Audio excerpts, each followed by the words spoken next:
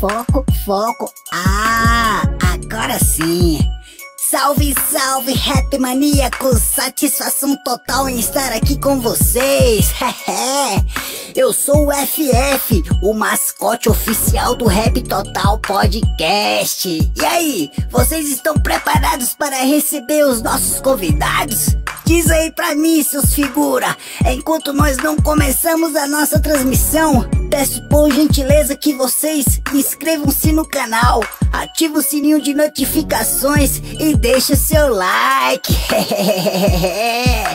Para finalizar a nossa ideia, fique à vontade para usar o superchat e fazer perguntas ao nosso convidado de hoje. É isso aí, Rei Rivas no Rap Total Podcast. Salve, salve, rap maníacos! Do lado de cá, ex-servo Cirurgia Moral. E do meu lado esquerdo, em mais um episódio super especial do Rap Total Podcast, o Riva! Salve, salve, Reinaldo, moleque doido. Salve, salve, família. Tamo junto aqui mais uma vez. Rap Total Podcast. E vai ser daquele jeito como sempre, tá ligado? Só um recado pra você. Não me chame de Reinaldo, que as pessoas vão pensar que meu nome é Reinaldo, cara. Tá tirando a favela. Ai, deixa fluir, deixa fluir. Mas é isso aí, rapaziada. Muito boa noite. Hoje temos aqui a presença ilustre da primeira-dama Maiara Noronha Rocha. Meu Deus! É a primeira-dama do Distrito Federal, meu irmão. Isso aí, só o Olha ouro. a responsa hoje que o Rap Total tá, hein? Eita, moleque. Cuidado, viu, rei? Mas antes da gente começar a trocar essa ideia aqui federal com ela, a gente tem que falar uma novidade aqui pra vocês, ó. Vocês que são fãs, que acompanham o Rap Total Podcast, nós temos um grupo VIP lá do WhatsApp, aonde você vai ter as novidades aqui em primeira mão, vai ter desconto nos nossos produtos, beleza? E o Ravel vai colocar aí, se não já colocou, né, Ravel? Já tá aí, né? Isso aí, ó. No rodapé aí da tela aí, você vai poder ir lá no nosso e-mail, raptotalpodcast@gmail.com e vai poder entrar em contato com a gente. A gente vai trocar essa ideia com você, como é que você vai fazer pra entrar lá, né, não, Riva? É isso, mano, é isso. Galera, só agradecer também toda a nossa parceria que tá sempre colado, tá ligado? TS Records, Zizazark e olha só quem tá Pai lá. d'Égua, Carne de Sol. Esse aí fica lá na M-Norte. M-Norte aqui todo mundo conhece. Todo mundo conhece. Tá ligado? A melhor carne de sol da quebrada, Taguatinga, Ceilândia. É só chegar lá com o Brunão. É isso aí, rapaziada. E aí, Riva, mais algum recado, meu irmão? Mano, vamos deixar fluir, bora. É isso aí. Rap Total Podcast tem a honra hoje de trocar uma ideia com uma das mulheres mais influentes da atualidade no Distrito Federal. Então a gente quer receber a primeira-dama. Quem? Maiara Noronha Rocha. Dá ideia, minha querida. Seja bem-vinda. Bom, boa noite a todos. Agradeço por esse espaço, né? Eu agradeço tanto ao podcast Rap Total aqui da área. Maravilha. Rivas, o rei, que não é Reinaldo. Não é Reinaldo. Tá vendo? Mas agradeço também ao Elon, né? Que também quem proporcionou esse nosso encontro. Eu conheci o Elon, inclusive, na M-Norte. É mesmo? Exatamente. Conheci o Elon, acho que deve ter um ano, mais ou menos. Ou um pouco menos de um ano. E de lá pra cá ele já apresentou todo o trabalho dele, né? E já encontrei... ele fez um trabalho na parada de ônibus da M-Norte, que foi onde eu resolvi realmente me aprofundar em conhecer um pouco da história do Elon. Encontrei com ele recentemente no Na Praia, então ele tá cada vez mais conhecido aqui no Distrito Federal. Através da arte. Trabalho. Esse moleque é doido mesmo. Do jeito leve de ser, sabe? Eu acho que nada mais interessante do que você conhecer pessoas que são verdadeiras. Legal, né? E que não só, digamos assim... Sei lá, tem curiosidade pelo outro, mas tem curiosidade de mostrar o seu interior, a sua essência, a sua história. Maiara, tu falou do Elon, eu vou aproveitar quem já tá nesse assunto, nesse clima do Elon. Tema de Elon, porque o Elon, ele é um cara conhecido nosso, muito brother, eu trabalho com ele também, tanto nos grafites, em tantas outras coisas. E assim, já rolou bastante coisa com esse esquema com o Elon. E uma coisa que você falou que é legal, é esse cara verdadeiro. Ele é aquele ele bota a cara mesmo no sol, tá ligado? E ele é aquilo ali, entendeu? E isso é muito bom. E assim, pô, eu vou tocar num assunto aqui que, pô, infelizmente já tá falando do Elon, eu vou tocar nesse assunto. Eu sei que rolou uma parada um tempo atrás, eu acompanhei na televisão e tal. Quando você apareceu no seu carro, você trocando ideia, cantando um louvor e tal. E a galera transformou isso aí numa cena assim bem cabulosa. Algo muito negativo, né? Algo muito negativo diante de tudo que estava acontecendo, aquela coisa toda. E eu sei que você vai poder falar sobre isso. Mas eu lembro também de uma ação que o Elon teve. O que ele fez em relação depois disso, ele me chamou, trocou uma ideia comigo, chamou a Denise, chamou o Betinho, chamou uma galera, tá ligado? E falou, bora, meu irmão, bora postar essa parada aqui. Por que ele fez aquilo? Primeiro, Reizão, se liga. O Elon, a gente não se conhecia. Exato. Mas o Elon falou assim, cara, ela é uma menina que veio de quebrada, ela é humilde, ela corre pelo social. Eu falei, mano, sem te conhecer, eu falei, pelo conhecer o Elon, eu falei, tamo junto, bora nessa parada aí. Pá, postou, replicou, bora, é daquele jeito e a gente caiu pra dentro, entendeu?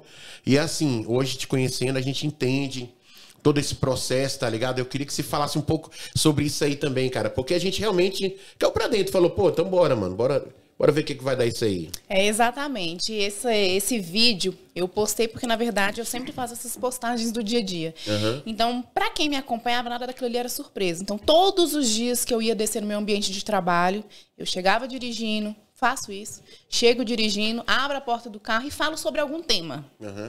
E, nesse momento, estava repercutindo muito sobre as filas dos CRAS. Então, naquele dia eu cheguei cantando um louvor, que é o que eu gosto de fazer. Cheguei cantando, abri a porta e fui falar assim, gente, como tá difícil. Mas eu quis dizer assim, esse é o trabalho da assistência social. Resolver o problema da assistência social não é nada fácil. Se fosse fácil, alguém já teria resolvido. Mas nós estamos aqui exatamente para buscar todos os meios de solução. E aí fizeram um recorte. Eu chegando num carro de luxo e falando assim, não tá fácil. Então virou uma zombaria, né? Como se eu estivesse menosprezando a luta da população estando ali num carro de luxo.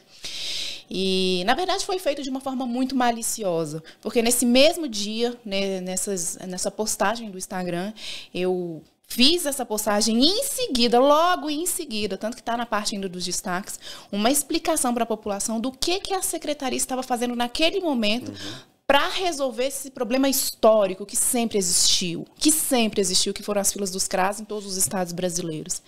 Então, se quisessem realmente disseminar a informação, teriam divulgado o que estava escrito logo em seguida. Mas não, se apegaram à imagem. Eu fiquei muito, na época, eu fiquei muito chateada mesmo, eu fiquei triste, porque quando começou a disseminar aquilo, eu olhei para aquela cena, me arrependi de ter postado, me senti realmente tudo aquilo que as pessoas estavam comentando pelos bastidores. E aí, ao mesmo tempo, eu comecei a receber muitas mensagens bacanas e comecei a refletir mesmo sobre o que eu tinha feito já até aquele momento.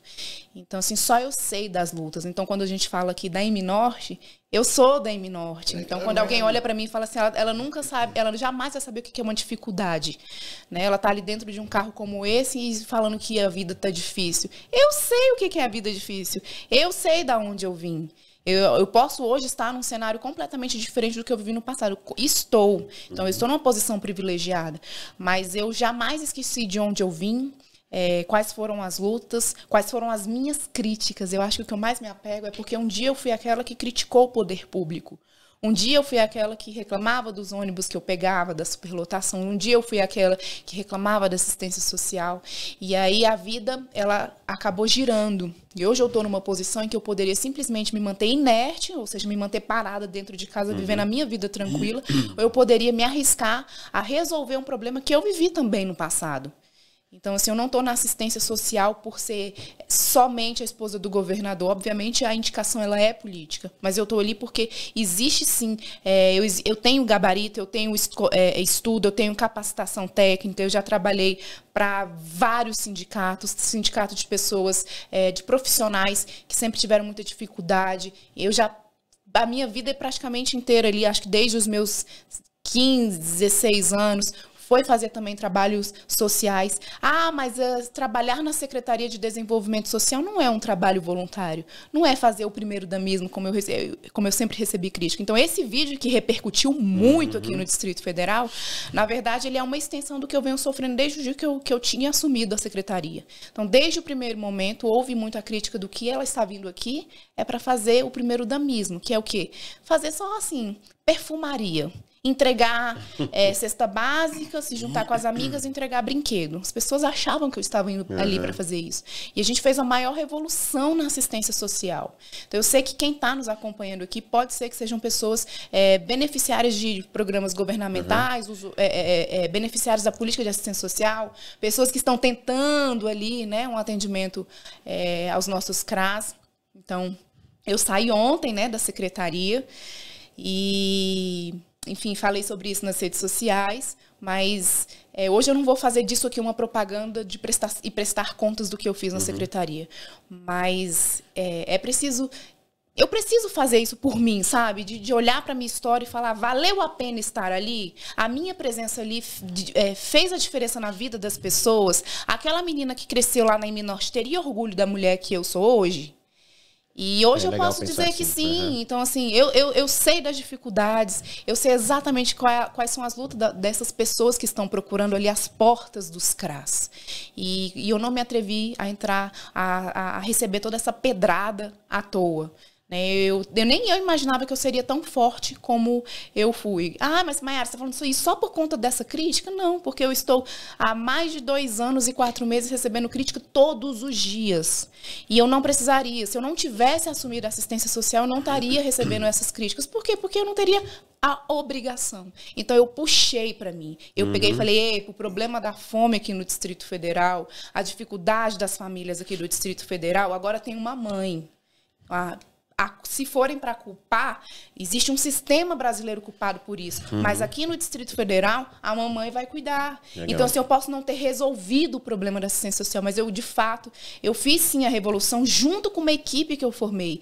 Então, assim, eu jamais teria condições de fazer tudo o que eu fiz se eu não tivesse profissionais comigo exatamente ali.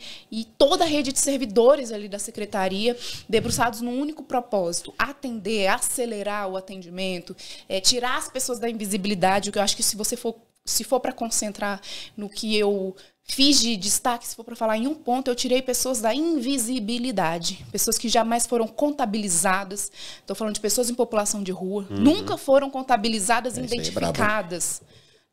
Pessoas que estão ali na fila do CRAS também nunca foram contabilizadas. As pessoas só tinham noção de quantas pessoas tinham passado por atendimento, mas ninguém sabia apontar pessoas que estavam aguardando atendimento.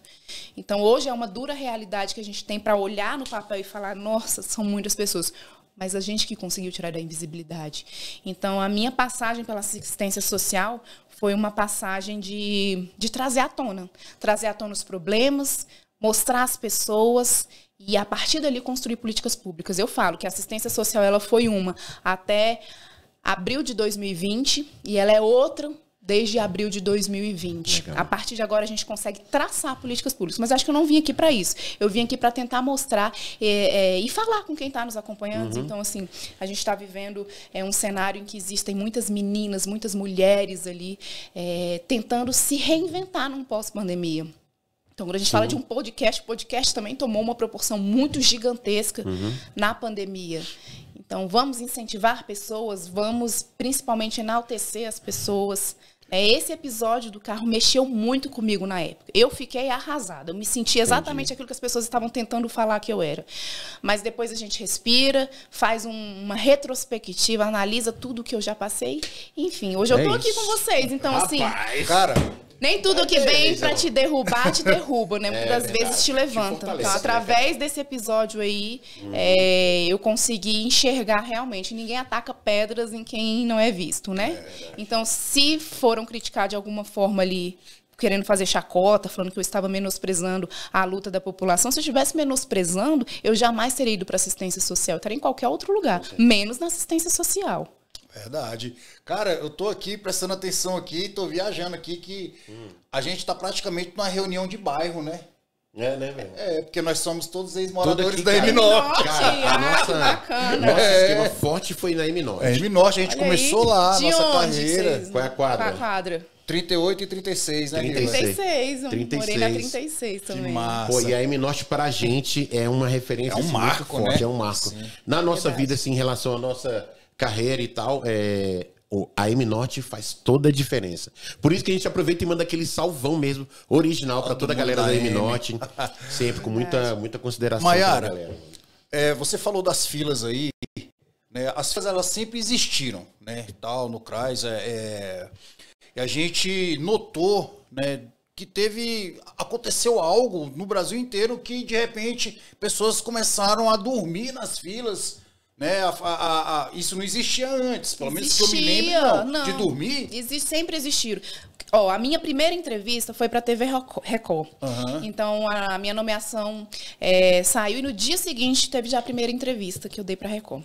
Nessa primeira entrevista, a repórter perguntou assim para mim, ou seja, eu nem tinha entrado ainda na assistência social, eu sequer sabia falar praticamente o nome da secretaria. Eu sabia de todos os problemas, porque eu fui da população, como eu falei, trabalhei para sindicatos, sou advogada por formação, então prestei assessoria jurídica em favor de populações que carecem ali de uma assistência jurídica, por exemplo, né? Não sou assistente social por formação, mas eu sou assistente social por vocação, né?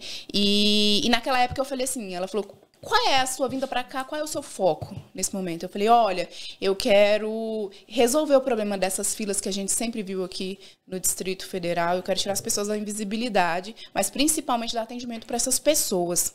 Por quê? Porque, por vezes, eu assisti o jornal e vi as pessoas dormindo. Então, quando a gente puxa um histórico, por exemplo, dos principais jornalismos, na própria internet, a gente vai ver lá 2015, 2012, 2010, sempre as pessoas dormindo na fila dos CRAS. Isso tem. Tudo isso, né? Em todos os estados brasileiros também tiveram, não foi só a pandemia. A gente jamais pode chegar e colocar a culpa da fome, da pobreza, da dificuldade financeira que as pessoas estão passando no colo da pandemia. Não, a pandemia, ela intensificou. Ela não é a culpada por tudo isso. Ela intensificou.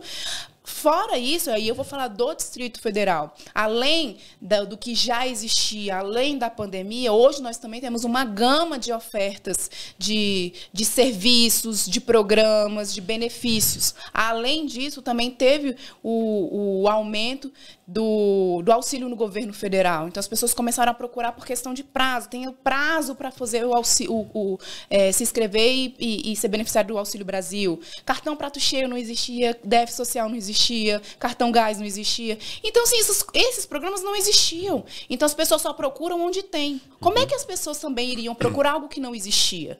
Então, hoje tem o Auxílio Brasil. Enfim, não vou entrar nesses detalhes, mas estou querendo dizer o seguinte. Existe uma gama de programas também. Quando eu falo do acolhimento, as pessoas hoje falam de acolhimento e indicam pessoas para irem para casas de passagem, o que também não existia com constância no passado. Então, enfim, quando a gente vê uma imagem de uma família, de uma mãe, de uma pessoa pernoitando, dormindo ali na porta do CRAS, choca qualquer pessoa que vê. E não importa se é 1, 30, 60, 100 pessoas. Se tiver uma pessoa dormindo ali, já é chocante. Então, com certeza. Existe um pacote de ações. A gente não está fazendo só uma ação para poder resolver isso. É um pacote de ações. Mas outra informação que eu preciso passar... Qual é o que a gente já está prevendo aí? A gente precisa atender X pessoas que estão aí aguardando atendimento. Essas pessoas vão ter que passar por um acompanhamento profissional constante, elas vão entrar para um pagamento de benefício, para ter que participar de programas. Então, a gente tem que ampliar tudo. Né, dar todo o acesso. A única certeza que eu posso garantir é que a gente tem que trabalhar, e agora eu já não estou mais na secretaria, né, oficialmente, mas eu faço questão, quando eu falei de ser a mãe da assistência social, eu faço questão de sempre estar lutando pela população do Distrito Federal e também pelos servidores que trabalham ali, para que a gente consiga exatamente dar um atendimento digno para a população. E seria hipocrisia eu chegar aqui para vocês e falar assim, olha, a gente está lutando para que não existam mais filas. Fila é uma coisa que faz parte do serviço público e privado. Então, onde tem ofertas de serviço, existe uma demanda por trás. No serviço público e no serviço privado. Então, não vou ter a hipocrisia de afirmar que a gente está lutando para que não tenham filas. A gente está lutando para que a espera seja digna. Para que as pessoas não precisem esperar dormindo, para que as pessoas não precisem esperar longas datas para serem atendidas. Isso sim a gente está lutando. Eu vi uma parada bem legal. Eu acho que era um serviço voluntário dos bombeiros. É isso mesmo que está rolando? Exatamente. Também gostaria de agradecer sempre o Corpo de Bombeiros, que sempre foi muito parceiro. Quando eu assumi a assistência social na época, mais de 2 anos e 4 meses atrás, tinha, olha só, 6 mil pessoas solicitavam cesta básica naquela época, aquela cesta que era entregue na porta das pessoas, e tinham 12 mil pessoas aguardando. Ou seja, já tinham solicitado, já tinham um aval para receber, mas estavam aguardando, sem data específica para ser entregue. E aí o Corpo de Bombeiros, a Polícia Militar, se prontificaram imediatamente, Defesa Civil, para juntos entregarmos. Ou seja, eles não tinham a menor obrigação de estar com a gente nessa missão. Porque a assistência social, a secretaria, tinha responsabilidade de cuidar disso. Mas numa força-tarefa, a gente em 2 dias zerou uma fila de 12 mil pessoas que não tinham nem data para receber. Aí vem o Corpo de Bombeiro agora novamente e fala, opa, tá tendo aí, eu sei que a reclamação tá demais, como é que a gente pode ajudar? Então são pessoas voluntárias que não teriam obrigação nenhuma de estar ali, e aí pegam o seu sábado, que os mutirões acontecem no sábado, e vão lá ser voluntário numa ação tão importante como essa, né? E que fique claro que os bombeiros, eles estão também em conjunto com os servidores. Então, os mutirões só acontecem aos sábados. Então, é um plus a mais, né? Legal, velho. Durante esses 4 anos de mandato do seu esposo, o governador Ibanez, qual o balanço que você acha que foi o governo dele? Foi positivo, negativo? Tem que melhorar alguma coisa? Tem que melhorar, né? O que eu posso dizer é o seguinte, ninguém no mundo inteiro estava preparado para uma pandemia. Sim. É fácil jogar pedras e criticar quem não teve ali a caneta para assinar e ser o responsável. Eu falo isso porque eu estive na secretaria. Vou falar uma coisa aqui para vocês. É um ato de muita coragem você assumir um executivo. Então, por exemplo, eu não teria obrigação, como eu falei, mas eu sou responsável por uma pasta de 2 bi. Sabe o que significa você botar seu CPF, a sua assinatura ali num contrato? E você ter que se vincular aquilo ali por, sei lá, 10 anos. E não é um contrato, não são 2 contratos. São vidas, quando são você contratos. Fala 10 anos é por causa de prestação de contas? Prestação de contas, né? E tudo. Então, quando você olha para um cenário macro ainda de uma pandemia, onde tudo aconteceu ali de uma hora para outra. Não havia um preparo, não havia um estudo prévio, uma qualificação prévia, e você é responsável pelas vidas daquelas pessoas. Aí mexeu com a economia, mexeu com os empresários que tiveram que fechar as portas por um tempo, mexeu com tudo, desestabilizou, crianças ficaram afastadas da escola por um período, a assistência social também intensificou a demanda de pessoas que procuram ali um auxílio, um auxílio mesmo para sobreviver, né? Então mexeu em toda a estrutura. Então, quando eu olho para esse cenário, eu falo, né? Sou suspeita para falar, óbvio. Mas eu falo que ainda bem que era ele ali. Porque se fosse qualquer pessoa, assim, extremamente medrosa, acanhada, que só fizesse a coisa com muito... já tem uma análise, já tem tudo, nada seria feito. Então, assim, você tem que ter primeiro ato ali, ele foi muito corajoso em todas as decisões. Então, tem muita coisa para melhorar? Obviamente que tem. Né? Em 3 anos, em 4 anos, você não resolve todo um retrocesso. Mas você avança muito. Então, se ele conseguiu fazer, sou suspeita para falar, mas se ele conseguiu fazer tudo isso em meio a uma pandemia, sem uma pandemia é possível fazer muito mais, ainda mais depois que a gente já passou por tudo isso, onde o corpo técnico já está... como é que eu vou dizer? Já ali no cabresco mesmo, sabe? Entendi. Já passou por trancos e barrancos, já engrossou o couro, já está no ritmo. Então, enfim, ele foi muito corajoso em tudo, né? Legal. E o time todo. Eu gosto de trocar essa ideia contigo. Primeiro que eu valorizo muito esse esquema. Quando você fala assim, eu morei na M-Norte, eu era da M-Norte e tal. Então, assim, você já pegou muito baúzão. Muito... 324. 323, né? 322. Então, 323.1 passando pela Chaparral. Então, assim, é legal a gente trocar essa ideia e ver aonde você está hoje, mas você entender olhar pra uma quebrada, tipo assim, e falar, pô, eu sei como é que é esse esquema, velho. Eu sei, porque eu saí de lá, eu vivi lá, eu pegava baú, tal. Toda essa vida que a galera tem, a maioria, claro, a população tem isso. Mas quando você fala, o que eu acho legal nisso tudo é que eu sei que tem pessoas que olham pra você e você consegue inspirar pessoas em relação a isso. Isso é muito massa, tá ligado, velho?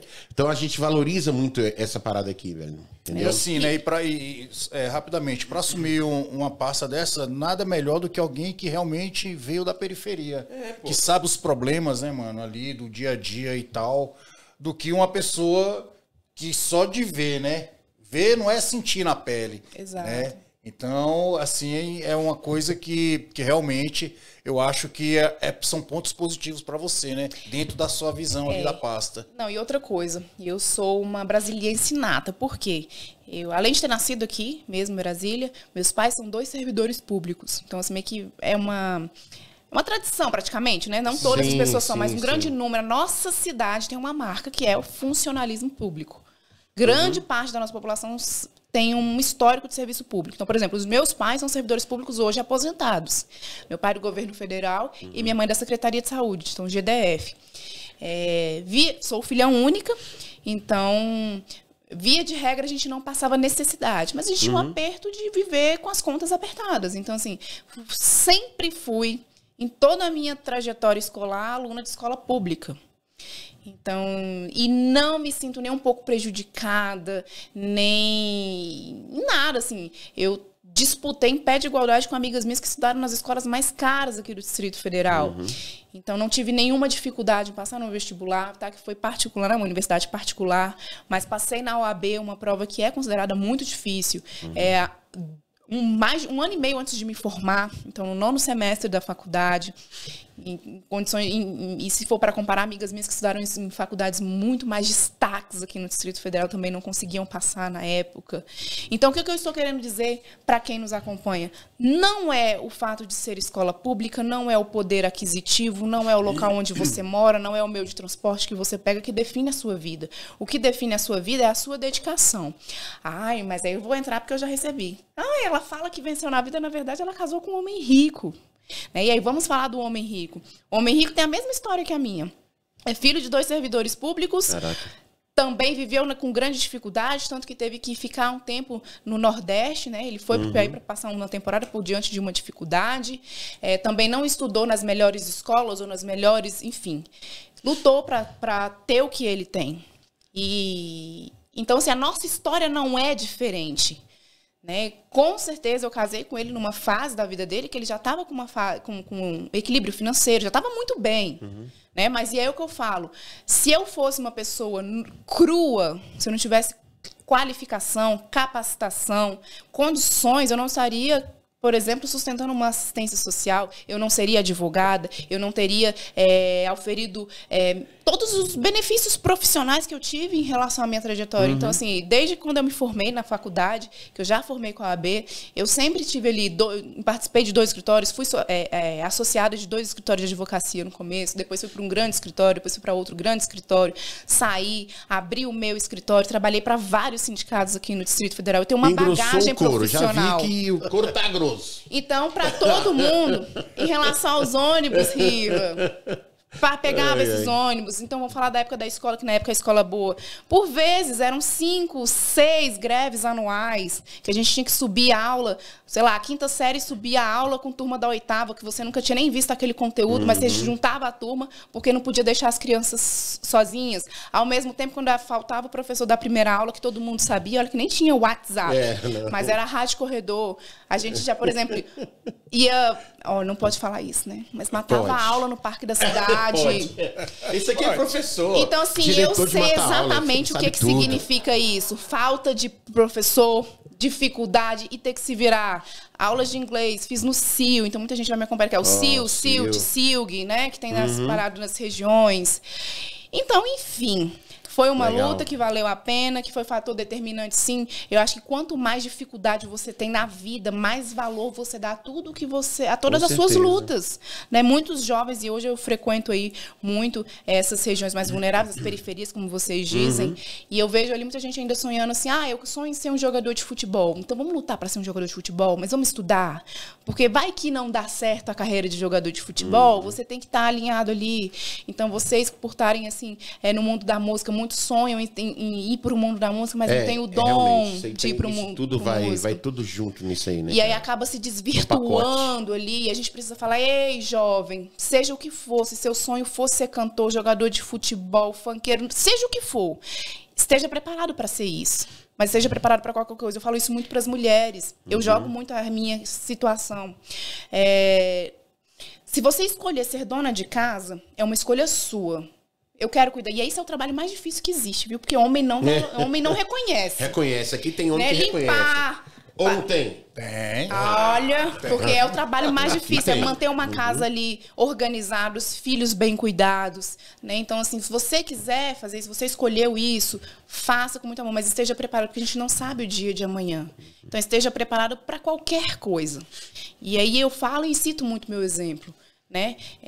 Por mais que eu pudesse estar numa outra situação, eu faço questão de estar pronta para qualquer negócio, para qualquer situação, para qualquer história. E isso é interessante, você encoraja outras mulheres a fazerem praticamente isso mesmo, né? A saírem da zona de conforto. Eu sou a favor da mulher escolher o que ela quer. Então, se ela quer ser dona de casa, e por vezes a gente faz programas sociais envolvendo as famílias em situações mais vulneráveis, por exemplo, eu sou nascente. Então, muitas mulheres ficam ali assim, mas não é a minha realidade. Não adianta, eu jamais vou chegar assim, jamais vou fazer assado. Eu não tenho como ir aqui, não sei o quê. Tem sim! Tem. Esteja pronta, a vida é uma escalada. Você pode não chegar lá rápido. Mas se você mirar, se você focar, se você tiver uma determinação, tudo é possível. E uma coisa que a gente aprendeu na caminhada, que é o seguinte, você viveu muito bem isso. A queda que você leva, o tombo que você leva, ou a paulada que você leva, ela vai contribuir para você chegar no que você quer. Ela vai contribuir, se você manter o foco, você vai chegar. Não vai ser a porrada, não vai ser a queda, tá ligado? É como se fosse montes e vales. Então, assim, às vezes a gente tá lá embaixo mesmo. Isso acontece pra vida de todo mundo, geral. Mas esse vale, saca? Essa luta, esse lance que você tá passando, vai te fortalecer. Precisa te fortalecer se você tá focado em, eu quero ser isso. Então, independente do que aconteça, nós vamos passar, nós vamos caminhar. Muitas vezes a gente perde o rumo. Verdade. Mas tem uma hora que você acorda assim e fala, rapaz, eu tô meio fora do rumo, mas eu vou voltar para aqui. E outra coisa, o deserto não foi feito pra gente permanecer, o deserto foi feito pra gente passar. Então, o que eu falo isso pra mim, falo pra amigas, pra mulheres que eu encontro, amigos que eu faço ali no meio onde eu tô circulando. Você tem que saber que se em algum momento você tá triste, porque algo aconteceu na sua vida, terminei um relacionamento, fui despedido, tô desempregado, sei lá, tudo na minha vida tá dando errado. Tudo, né? Porque parece que é assim, quando uma coisa dá errado, tem uma sequência, todo o cenário vai estar dando errado, né? E aí vem muito desespero. Então, entenda, você tem que se permitir estar no luto. A gente até ali recua um tempo, se isola um tempo, mas você só não pode ficar nesse luto. Então, eu vou ficar triste, mas eu vou ficar triste aqui 7 dias. Eu vou ficar triste aqui 10 dias. Daqui a 10 dias, vou dar levanta, se mexe, sai, né? Porque senão a gente se entrega mesmo. É verdade. E vida de dificuldade existe para qualquer um, independente do poder aquisitivo, do local onde você trabalha, né? Todo mundo passa por altos e baixos. O negócio é realmente não deixar o ânimo ficar sempre ali embaixo. A mudança assim, de repente eu me lembro que o nosso governador Ibanez, lá na campanha, né, ele mal aparecia nas pesquisas, né? E de repente virou assim o jogo. Aí eu vindo pra cá, né, eu falei, caramba, eles tinham uma vida, né, assim, talvez eu posso até estar falando besteira, mas naquele momento ali em que ele estava lá embaixo nas pesquisas, ele talvez deve ter passado na cabeça dele que ele não conseguiria, né? Sim. E conseguiu.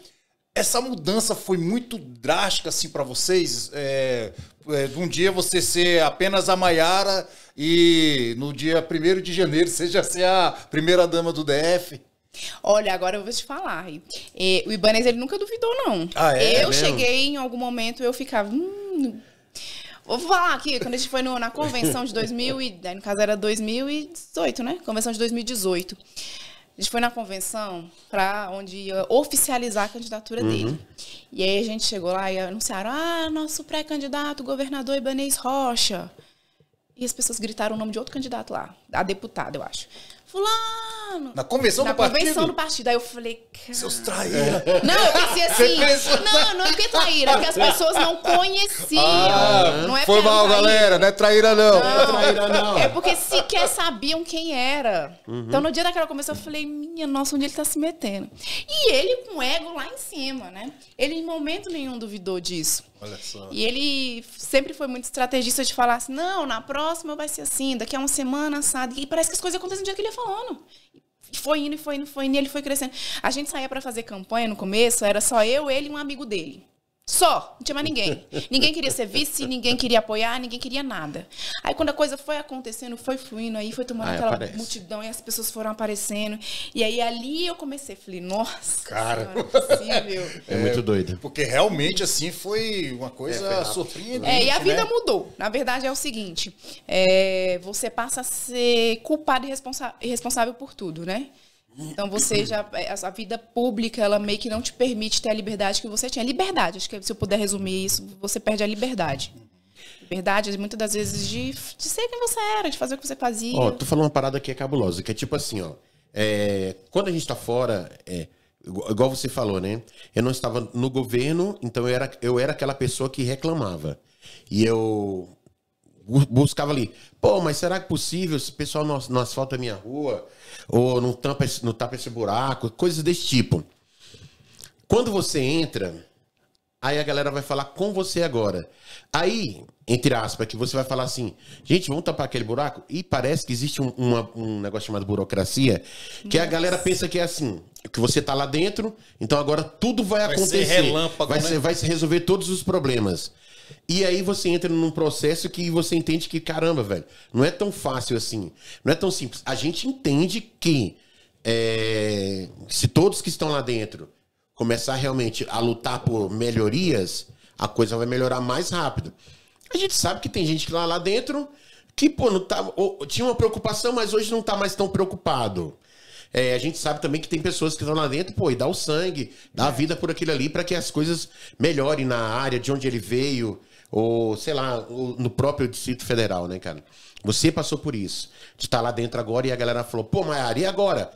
Faz isso aqui, Maiara, e não sei o quê. E você fala, cara... Realmente, e agora? A batata sua. A burocracia, acho que é o pior ponto do serviço público. É a tal da burocracia. É os entravamentos. É você olhar, saber como é que resolve aquilo ali, você não conseguir resolver, porque você tem que passar por N setores, tomar N atitudes. Eu vou dar um exemplo. Volta a falar do CRAS. Os 14 pontos que a gente tinha que abrir em agosto. As pessoas estão falando assim, nossa, mas por que agosto que ela foi abrir esses 14 pontos? Porque está perto da campanha? Aí resolveu abrir os 14 pontos? Só agora ela foi ver o problema da assistência social. E esse é um processo que pode ser público, se quem quiser investigar, analisar. É um processo que dura 2 anos. Caraca. Eu mexi nesse processo, a gente iniciou esse processo dentro da Secretaria de Desenvolvimento Social em maio de 2020. Tem 2 anos que esse processo está tramitando. Passa por N setores, por N servidores, órgãos de fiscalização, para o órgão de fiscalização, passa por um conselheiro, por um promotor, por um procurador, volta. Enfim, 2 anos para andar com esse processo. E aí, agora, em agosto, que ele foi para a rua mesmo. Então, entre a assinatura, o prazo para entrar em serviço e tudo. Quando eu te falo do asfalto, buraco que está lá na minha rua, né? É o povo de Taguatinga que está nos acompanhando aí, QNL, M-Norte. Esse também é um pleito que eu faço constantemente, né, para as áreas fins, para as áreas que trabalham com isso. O que acontece? Também não é só identificar o buraco. Às vezes, quando você tem um material em estoque, você vai estar literalmente tapando aquele buraquinho. Mas para você fazer o recapeamento, mexer no asfalto, fazer um serviço de qualidade, Tudo é uma burocracia, o trâmite, a compra, a contratação da empresa, qual vai ser o material, recurso, entrar com recurso, enfim, impugnar, fazer tudo. Tudo isso leva um tempo. Então, a informação, né, eu também, toda vez que eu passo por lá, eu volto e falo. Então, foi feita a compra, então nem sei em que parte que está. Mas, assim, os buraquinhos, certos buracos, eles vão sendo tapados. Mas, para fazer todo o serviço de recapeamento ali de Taguatinga, já está em fase mesmo de finalização. Eu só não vou afirmar em qual fase, porque não sou da área fim e não sei exatamente. Mas é para dar o exemplo. Então, eu dei o exemplo aqui das filas dos CRAS, né? Tudo leva muito tempo. Maiara, então vamos lá, já não sou da assistência secretária, mas o teto está caindo no servidor. Será que a secretária que ficou 2 anos na assistência social não viu o teto caindo em cima do servidor? Então, tem 2 anos que um processo de manutenção predial está rodando. Então, ficou um tempo também no Tribunal de Contas, passa por outros órgãos de fiscalização. Tem 2 anos. E isso sou eu que estou falando, não, o documento comprova a data em que o processo foi iniciado. Então, assim, para o servidor que está ali trabalhando, que está vendo aquela situação das unidades, a população que vai numa unidade ver aquela situação, pensa que ninguém está vendo, ninguém está resolvendo porque não quer. Então, tudo já foi iniciado. Então, a qualquer instante é liberado, aí abre o prazo para a contratação da empresa. Enfim, é para vocês terem noção do que é. Desburaca. Legislação. Como é que é? Desburocratizar. Tem tanto buraco, Eu caí no buraco, velho. Caiu no buraco da... Porque é o seguinte, sabe como é tem que enxugar isso aí, velho. Claro, eu também velho. acho. E sabe como é que desburocratiza isso? A nossa legislação brasileira.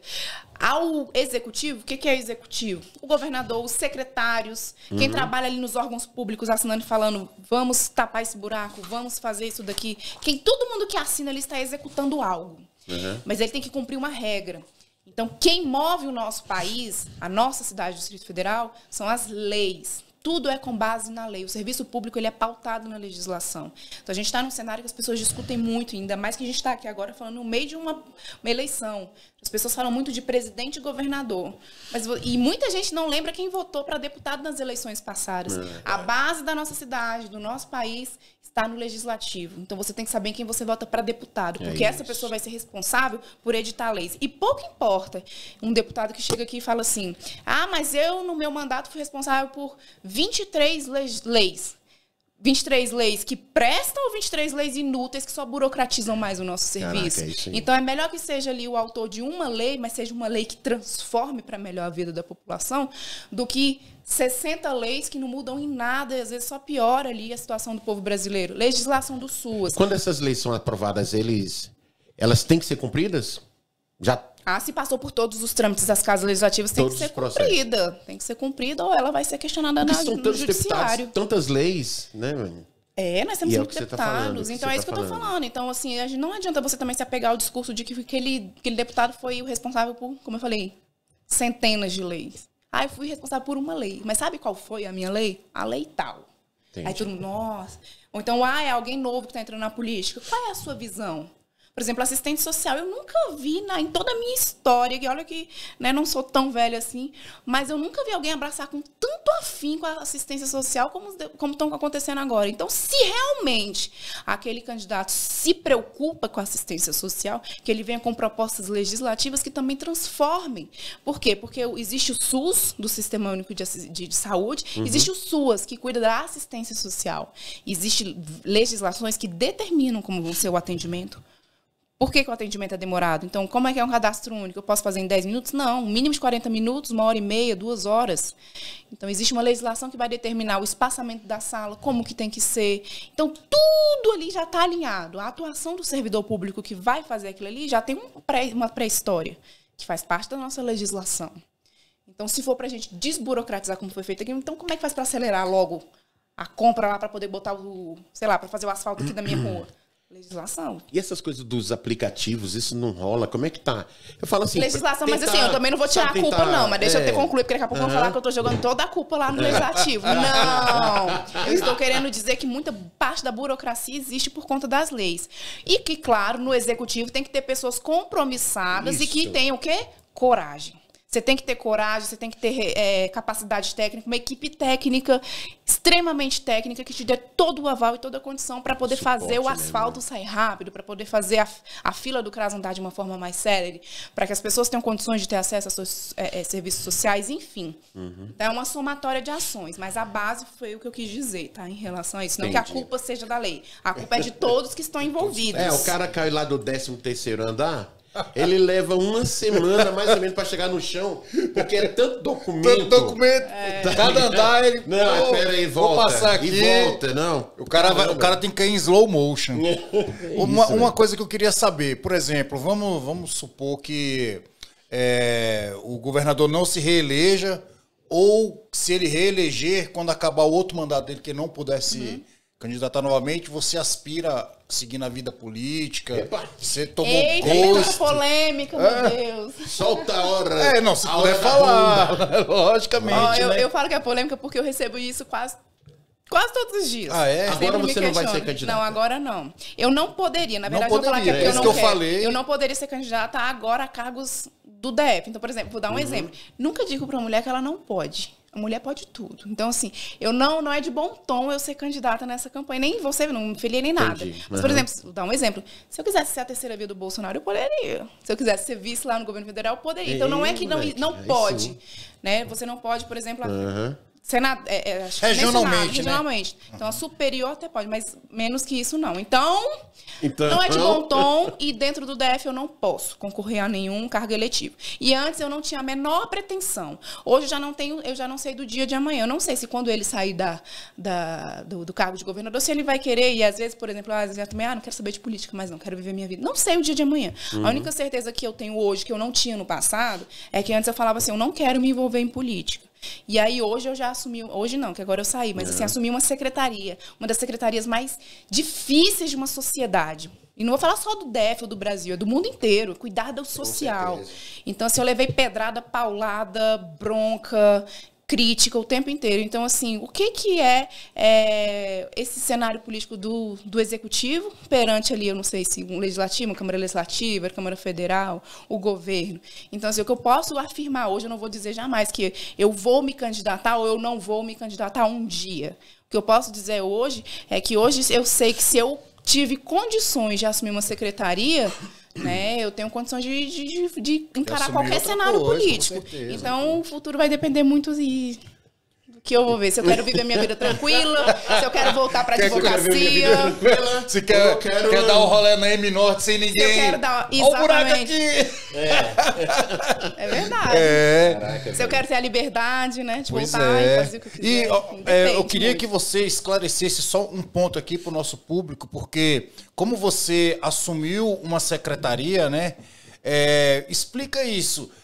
De repente, eu até perguntei pro Rivas, não foi, Rivas? Um dia desses, falei, mas ela é esposa do governador e ela tá numa secretaria, isso não é... Nepotismo. Nepotismo e tal. Isso pode, Aí o Rivas explicou meio assim, mas agora ela mesmo vai explicar pra mim, que eu vou entender. Vamos lá.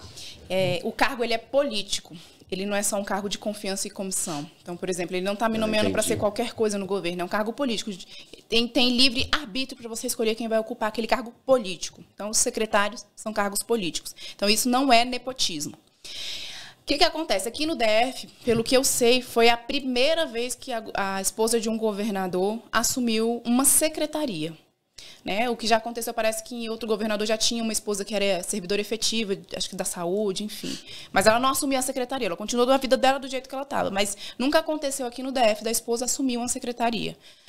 Em outros estados brasileiros, é até comum a esposa do governador assumir a Secretaria da Assistência Social. Principalmente no Nordeste, isso é comum. Então, o que eu gostaria de deixar claro aqui é porque dá uma impressão de que então é fácil trabalhar na assistência social. Se lá em outros estados as esposas assumem a assistência social. Então, na época, entraram com impugnação, né? E tinham vários julgados no Brasil inteiro, né? O Supremo já tinha se manifestado sobre esse tema, de que não se trata de nepotismo por ser uma indicação política. Mas o fato o que ficou claro, não só para mim que passei por lá, como para os servidores, como para todo mundo que acompanhou, os que apoiavam, os que não apoiavam essa decisão, é que a assistência social é uma das pastas mais difíceis, né? Eu acho que Maiara, colocaria ali saúde Educação, assistência social, segurança pública e as outras secretarias. Porque você está falando da fome da população, da urgência da população, pobreza, extrema pobreza, dificuldade, programas governamentais que cheguem nessa população. E uma gama de pessoas que procuram. Então, é um público com número significativo, né? E ela ainda é considerada uma secretaria pequena aqui no DF, é isso que eu falo. Então, o lado positivo da minha vinda é que você, além, obviamente, da pandemia, além das dificuldades da população, ainda veio muito foco a esposa do governador que está ocupando. Então, eu vou olhar o que ela está fazendo ali, vou fiscalizar. Todos os órgãos fizeram assim, ó. Chamou uma luz. Então, quando você acende uma luz, você dá um foco para o problema que existem ali também. Então, todo mundo começa a olhar, as pessoas começam a se especializar, as pessoas querem criticar. Então, assim, o que eu sei é que a secretaria ela vai crescer cada vez mais. Porque agora não tem possibilidade das pessoas esquecerem esse nome, SEDES, Secretaria de Desenvolvimento Social, tanto pela pandemia, tanto pela dificuldade que aconteceu, e pelo fato também de ter ido para lá uma pessoa que estava tão ligada ali ao governador. Então, como ele já falou em outros discursos, o coração dele estava ali, né? Enfim, é como eu falei. Não, legal. Vai lá, pode finalizar. Não, era para finalizar nesse ponto. Eu acho que desde abril de 2020 vai começar uma nova história de análise, né? Eu não estou querendo dizer que eu sou a responsável por tudo ali. Como eu falei, existe um time por trás, né? Existe um time que realmente executa. Mas, de fato, quando a gente consegue tirar da invisibilidade, ela nunca mais volta a ser invisível. Com certeza. Tu, nesses rolês da vida, né? Os rolês da vida... Já tentou ser bombeira também, foi isso? Então, como eu falei... Ou você foi?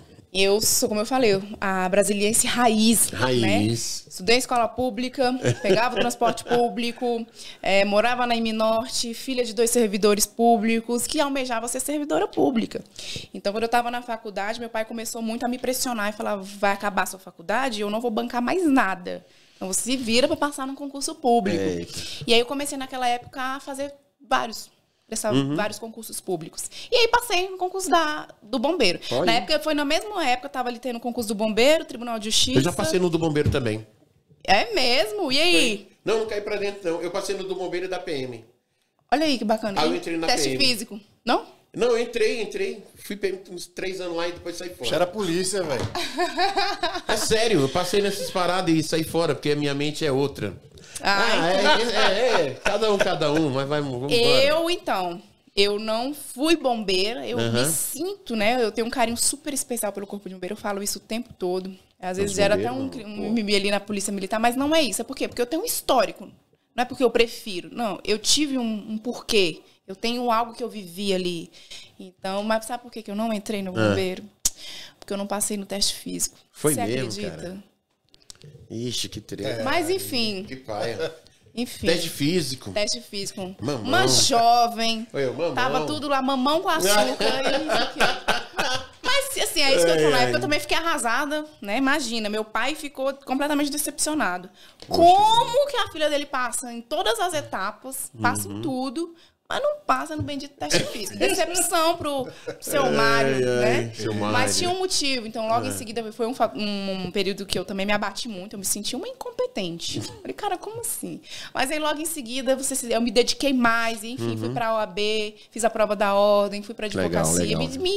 Me achei ali na advocacia. Minha vida hoje tem um motivo, né? Talvez se eu tivesse entrado no bombeiro, eu não tivesse conhecido meu marido. Daria outro sentido. Não seria a primeira-dama hoje. Não seria nem a primeira-dama. Cara, o lance é o seguinte. Como você é a primeira-dama e curte rap... Ninguém passa por aqui sem cantar um rap. Passou na bancada. Olha... Sem cantar um som, né? Na verdade, aí agora é com você. Não vou sair daqui sem bater nessa mesa aqui uma música que eu quero... Não sei se a gente vai ouvir, cantar... Vamos cantar. Amor e Fé, do nosso Hungria, que é aqui do Distrito Federal. Isso, Hungria. É um fenômeno aí, não só no nosso Brasil. É uma grande referência. Hungria já veio aqui? Não. Então tá precisando, né? Você podia dar um salve nele aí, Dá um ajuda nós. reforço aí, né? Hungria. Vem prestigiar aqui os podcasts, Ouve a Rap primeira Total. dama aí, Hungria. Tá faltando a sua presença aqui, ó, inclusive. Vamos cantar Hungria? Vamos. Ravel já tá Amor na área, e vai lá, fé. Ravelzão. Vai dar uma ralada aqui, passar pela cortina pentecostal. E bora. É isso aí, Hungria, Amor e Fé, na voz da primeira-dama, Maiara Noronha Rocha. Oh. Deixa fluir, meu querido, deixa fluir. Vai que é bom, o cara é bom.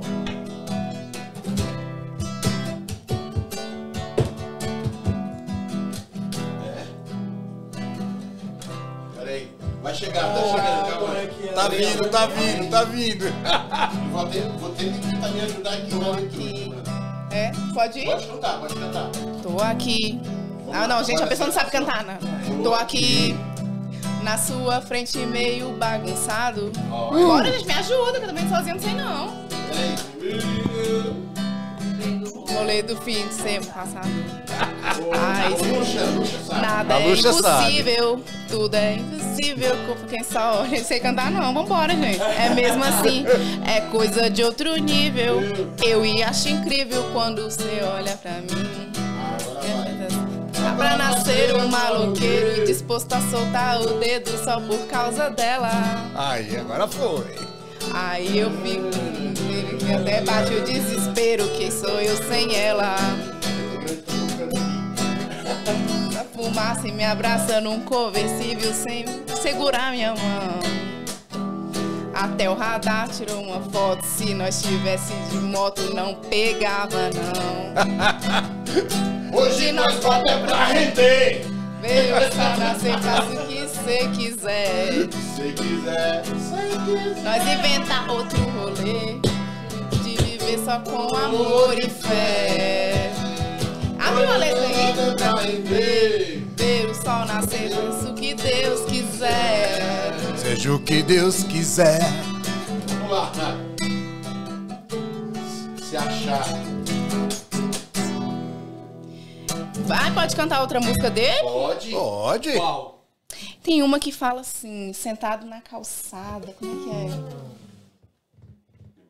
Não é insônia, não? Não. Bota aí, coloca aí, mas assim, sentado na calçada, é muito legal. A gente tá falando aqui da hipnose que tinha tanto assunto, a gente não falou da época de infância, né?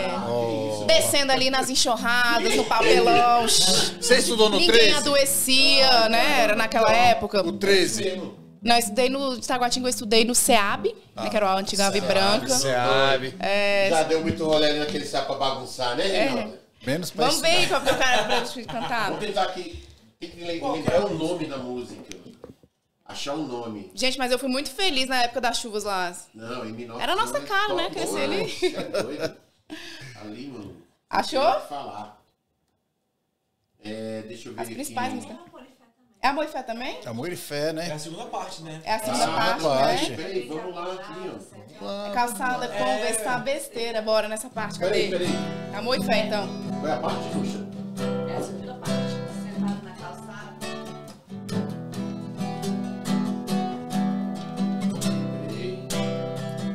Achou, Riva? Pode ir? Brincar por nada. É isso. Tá pra nascer, De brincar por nada, sentar na calçada. Tava lá. De brincar por nada, sentar na calçada, conversar besteira.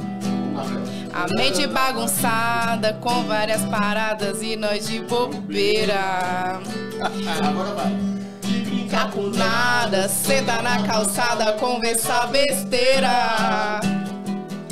E a mente bagunçada, com várias paradas e nós de bobeira. Tá pra nascer. Tá pra nascer um maloqueiro disposto a soltar o dedo só por causa dela. Aí eu penso o tempo inteiro e até bate desespero. Quem sou eu? Quem sou eu sem ela?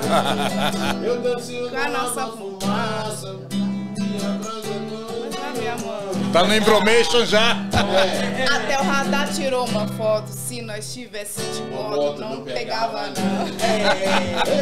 Hoje não dá pra render. eu só nasci, faço o que você quiser. Se quiser.